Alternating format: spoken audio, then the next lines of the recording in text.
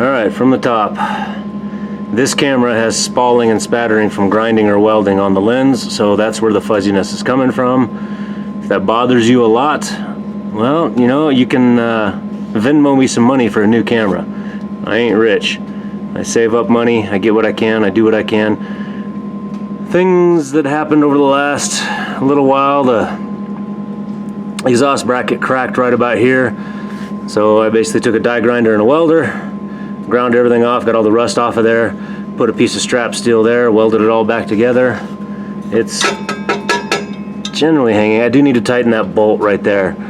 So, interesting. I'm seeing in the resonator, I'm seeing dents there. Obviously come from this spring hitting it. Yeah, when it was still hanging down, this had to have been contacting it. So yeah, there's one repair down among the many that I identified that I need to take care of. But at least that's not falling down. I'll tighten that up. It might actually pull it away. Get a little bit of banging there on the back of the bumper. But yeah, next thing I want to do is clearance the front, and that I have to be real careful with. As up front with these 37s,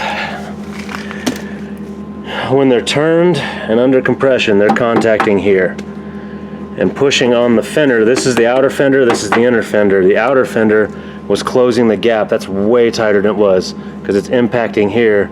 That gap is closing. If you follow me on Instagram, you already saw a little bit of what I had to do to the driver's side because it got really bad over there. So my intent is to, oh, I hate using those popular phrases the Midwestern boys use, but they call it a NorCal, and I just call it a Rocky Mountain clearance. I'm gonna have to slice here. I need to move this back. Either I cut it here or not. The problem is I have all my HVAC to the rear. Those lines are right in here. So that's gonna make it a little difficult. Are you measuring, baby? Okay. Good, I got measuring helpers. Yep, you measuring? Yep, look at that, there you go. Lots of good measurements. But yeah, I gotta be real careful with that.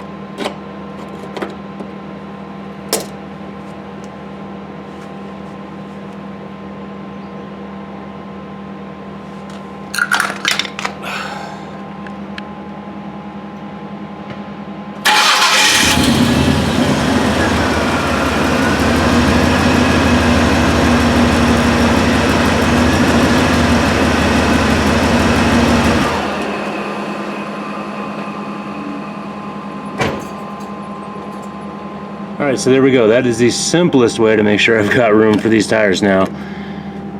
I may still, in under compression, still be contacting in here. I may need to do more. Opening this up is actually not a bad idea in my mind. That way I can get a pressure washer in there. I don't know if you were paying attention how much dirt came out of there. All of that. This is a common place of rot on OBS's. If you're in one of them rust belt states, then yes, you definitely got to worry out for that. Here, it's dry, it's a desert. I'm not worried about too many of these cuts. I do want to eventually get some seam sealer on like this and this. I'm not into the main cab, I'm in some of the inner structure. But yeah, I definitely want to seam seal it, see if I can protect it. You still can get rust here. I mean, we do use salt on the roads and stuff, but because it's dry here, we don't have the same problems the boys in the Midwest do. Unfortunately, I thought I had everything pushed out of the way. I think I did nick that wire. I'll have to repair that in a second. I know exactly what it's to. It's stuff I did. But yeah, definitely need to get this hosed off, cleaned off, seam sealed, spritzed with some Rust-Oleum, some undercoating type stuff, bed liner, whatever. But yeah, that definitely clears my tire a lot better. I should have a heck of a lot less rubbing.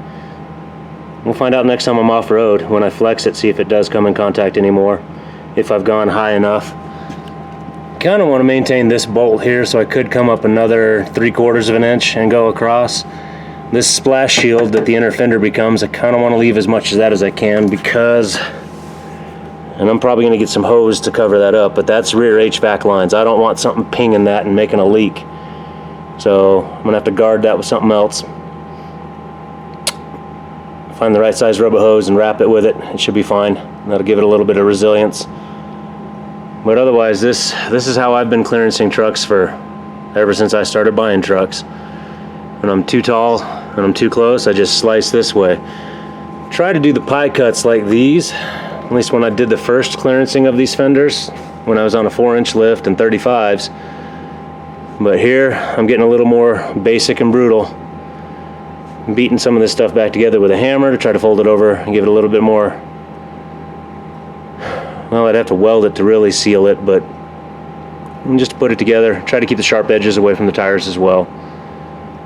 Alright, now it's just rinse and repeat on the other side. The other side doesn't have HVAC lines, but it had something over there. Oh, it has brake cables, like the cables for the parking brake. So I got to be careful of that too. Again, I tried to measure up. You can see I made the line, tried to measure up where my HVAC stuff was sitting. I knew that loop was there, but it was far enough away, so I tried not to plunge in deep. I was successful this time. But yeah, there's how I'm solving this issue. Yeah, not much else to say about it. So if you've watched this one, appreciate you watching, and we'll catch you on the next one.